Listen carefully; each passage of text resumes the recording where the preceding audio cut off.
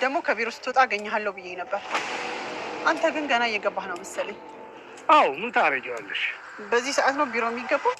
የራስሽ ከሆነ እኮ በፈለገ ሰዓት ብትገቢ ከልካይ አይኖርሽም። ለካ ለዚህ ነው ሀብታም መሆን ያቃተህ። እንደሱ ነው ብለሽ ነው?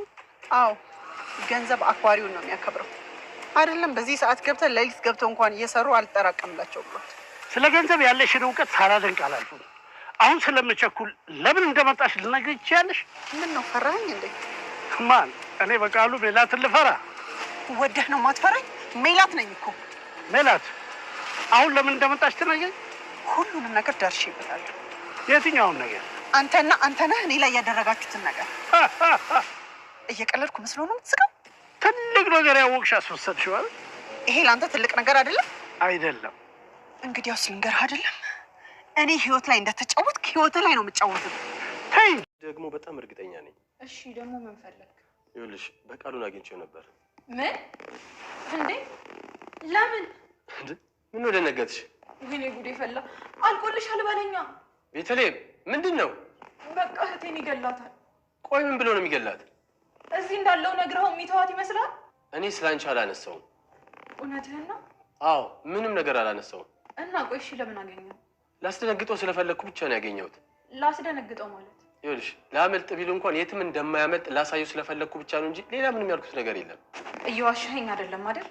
እመኚኝ አልዋሸሁሽም። አሁን ይልቅ ተረጋጊና ተቀመጪ። ቆይ በቃሉን ይሄን ያህል ትፈሪያለሽ ማለት ነው? ቀላል እፈራዋለሁ እንዴ? ቆይ ምን አይነት ሰው ነው? እጅግ በጣም ጨካኝና ምህረት። ከቻልሽ ሽማግሌ የሚላክበትን ቀን ቁርጥ አድርገሽ ነገር አሁን እሱ ሁሉ ነገር ነው ሲልካለ ማለት ከኔ ጋር ያለ ነገር ነው የሰለችሽ? እንደሱ ማለት ሳይሆን የቤተሰባችን ነገር ማለት ነው። ምን ሆነሻል? አለ ቤተሰባችን ምስቅልቅል ወጥቷል። ምስቅልቅሉ ስትይ? እኔ አላውቅም፣ ብቻ ግን አንዲት ልጅ መታ ቤተሰባችንን በሙሉ በጥብጠዋለች። ምን አድርጋ ነው የበጠበጠችው? ነገሩ ለእኔም ግልጽ አይደለም። እየደበቅሽ ነው እንዴ? ሀና እንደሱ አይደለም እዝራ፣ ነገሩ እኮ ግልጽ ስላልሆነልኝ ነው። እኔ የምልሽ ሀና። አቤት እዝራ። ቤተሰቦችሽ ሀብታም እንደነበሩ ነው አይደል የነገርሽኝ? አዎ ምን ነው? ምናልባት ዋሽተሽኝ ከሆነ የገንዘቡ ነገር አሳስቦሽ ከሆነ እኔ ወጪው መሸፈን ይችላል። እንደዚህ አይነት ድክም ያለ ስሜት ውስጥ ባልሆን ኖሮ ጮህብህ ነበር። ምን አድርጌ? እኔ ውሸት የሚባል ነገር እንደማልወድ እያወቅ እንዴት እንደዚህ ትለኛለህ? እንደማታዋሺ እኮ አውቃለሁ፣ ግን አለ አይደል ከጀርባዬ ሆኖ የሚወጋኝ ሰው ደርሼበታለሁ። አልገባኝም። እሱን ተይውና ሜሮን አለች እንዴ? አዎ አለች። የት ትሄዳለች? አንድ ክፍል ነው የምትኖሩ? አይ አሁን እንኳን አለያይተውናል። ግን ትገናኛላችሁ አይደል? አዎ አገኛታለሁ። በቃሉ ስለሚባል ሰው እንድትጠይቂያት እፈልጋለሁ። ምን ብዬ ነው የምጠይቃት? እሱን አላውቅም እርግብ፣ ብቻ እንደምንም ብለሽ በሆነ መንገድ አወጣጫት። ቤቲ እንደተናገረችው እውነቱን ነው ወይዘሮ ሜላት ተናግራለች። ወይዘሮ ሜላት ቤት ነበረች እና ድጋሚ አስባበት ሄጄ ሁሉን ነገር መናገር አለብኝ ብላ ስላሰበች ወደ እነ ሜላት ቤት ሄዳ ሜላትን አግኝታት መነጋገር አለብን፣ ብዙ መነጋገር ያለብን ጉዳዮች አሉን ስትላት፣ እሷ ግን በጭራሽ ልሰማት ፈቃደኛ አይደለችም። አንድ እድል ሰጥቼሽ ነበር፣ እሱን እድል ስላበላሽ ድጋሚ ምንም አይነት እድል አልሰጥሽም አለቻት። ነገር ግን አንድ ጥያቄ ልጠይቅሽ፣ አንተነህን የት ነው የምታውቂው? ስለሱ የምታውቂውን ነገር ንገሪኝ አለቻት። እሷም አንተነህን አውቀዋለሁ፣ አብረን እንሰራ ነበር፣ ነገር ግን አሁን ላይ አብረን እየሰራን አይደለም አለቻትኝ። ወይዘሮ ሜላትም እሱን የምታውቂ ከሆነማ እሱ ነው የላከች፣ ስለዚህ ጠላቴ ነሽ፣ እሱን ለመግደል ያሰብኩትን ላንቺ አድርገዋለሁ ብላ የያዘችውን ሽጉጥ ፊቷ ላይ ደቀነችባትኝ። ቤት ውስጥም ሀና ስለነበረች ጩኸታቸውን ሰምታ ከላይ ወረደች እና እማዬ እባክሽ አቁሚ፣ አንቺ ችግር ውስጥ እንድትገቢ አልፈልግም፣ እባክሽ አቁሚ እያለች እየጮኸች ነበረ። እሷ ግን በጭራሽ ፈቃደኛ አይደለችም ለመስማት። ገላታለሁ እያለች በመሀልም አባዬ እያለች ስለ ጮኸች ሀና አባቷ መጥቶ ሜላትን ለማስቆም ሞከረ። እሷ ግን እንደውም አይንህ እያየ መምጣት ጥሩ ነው፣ አይንህ እያየ ከፊትህ እደፋልሃለሁ አለችው።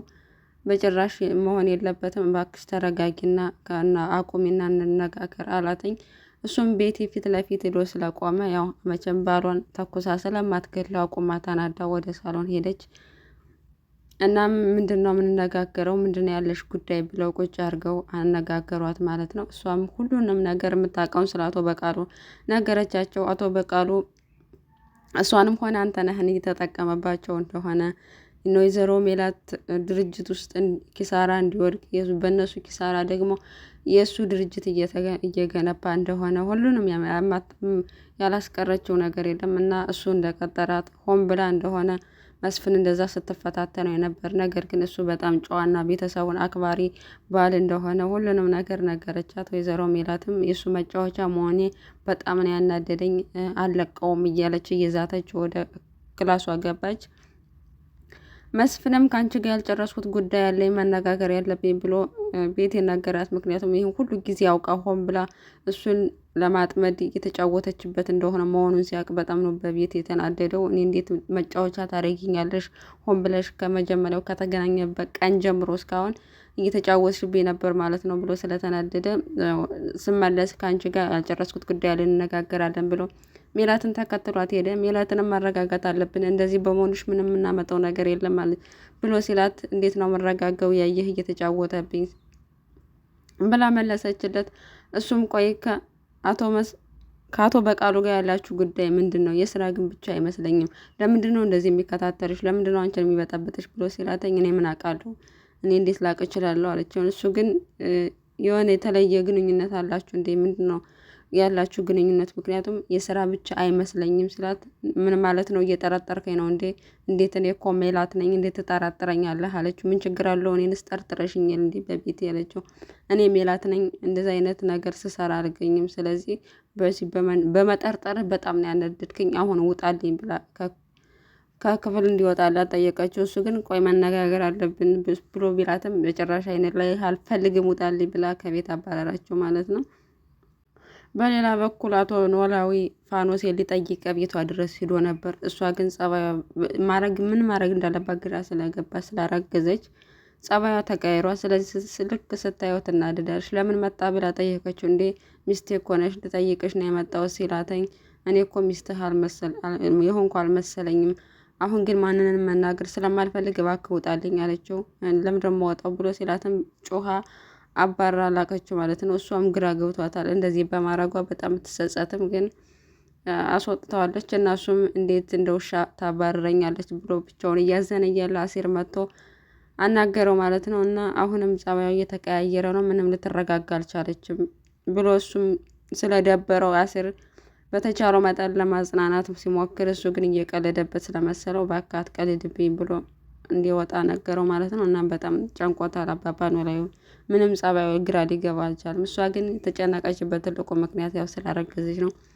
ሀና ምናልባት የፔሪድሽ ተቃይሮ ጊዜውን ቀይሮ ሊሆን ይችላል። ስለዚህ ሄደሽ ቼክ አድርጊው ባለቻት መሰረት ሄዳ ቼክ አድርጋ ነበር። ነገር ግን እርጉዝ እንደሆነች አረጋግጣለች። እርጉዝ መሆኗ ነው ያስጨነቃት። እንዳትነግረው እሱ መውለድ አይችልም ስለተባለ በሐኪም ከሌላ ወንድ ልጅ ነው እንጂ አረገዝሽው ከኔ በፍጹም ሊሆን አይችልም ብሎ ስለሚያስባት በዛ ምክንያት ነው የተጨነቀችው። እና የምታማክረው ስላጣች ቀጥታ ወደ እስር ቤት እርግብ ጋር ነው የሄደችው። እርግብንም ነገረቻት እንዳረገዘች ከአባባ ኖላዊ። ነገር ግን እሱ መውለድ እንደማይችል እኔም ከሌላ ወንድ በጭራሽ አላረግዝም ከሱ ነው እና ከሱ ባረግዝ ስለምንድን ነው ገንዘብ የለው ምን የለው እሱን ምን ብዬ ነው የልጅ አባት ነህ ልለው የምችለው እና በጣም ግራ ገብቶኛል አለችው።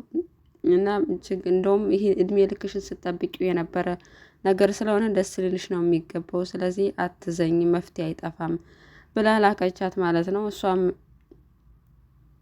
እሺ አመሰግናለሁ፣ በድጋሚ ልጠይቅሽ እመጣለሁ ብላ እርግብም በዚህ ምክንያት ተለያዩ። እናም ወይዘሮ ሜላትም ስለ አቶ በቃሉን ለማጥናትና ስለሱ መረጃ ለመሰብሰብ ወደ እርግብ ነው የሄደችው። እርግብንም ሄዳ ስለ አቶ በቃሉ ከዚህ በፊት አክስቷ የምታውቀው ነገር ስታወራ ሰምታት ከሆነ ጠየቀቻት። እኔ በጭራሽ ብዙ ስልክ ታወራለች፣ የተደበቀች ነው ከኔ ስልክ የምታወራው፣ ነገር ግን ያው አቶ በቃሉ ብላ ስሙን ስጠራ ሰምቼ አላቅም፣ እናም አላቅም አለቻት።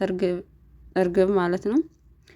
ሜሮንም አብራት ስላለች እሷ የምታውቀው ነገር እንዳለ ከአቶ በቃሉ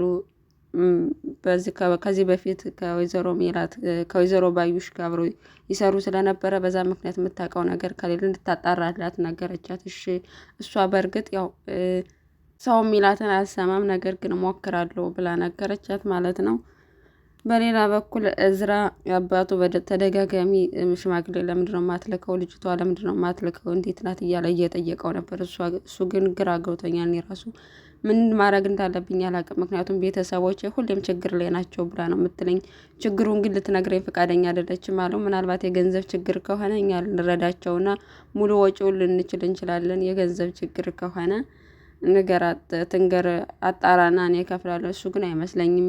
ያው አትዋሸኝም፣ የሀብታም ልጅ ስለሆነች በገንዘብ ምክንያት እኔን የቀረበችኝ አይመስለኝም ብሎ አለው ማለት ነው። እናም አቶ በቃሉም በስከ መጨረሻ ከጠላቱ ጋር ተገናኝቶ ነበር። መስፍንም አግኝቶ ከቤተሰብ የራቅ ብሎ ዛተበት። እንደውም እሱ እያሾፈበት ነበረ። ሜላትንም አገኛት ማለት ነው። ሜላት ምንድን ነው እኮ የምትፈልገው?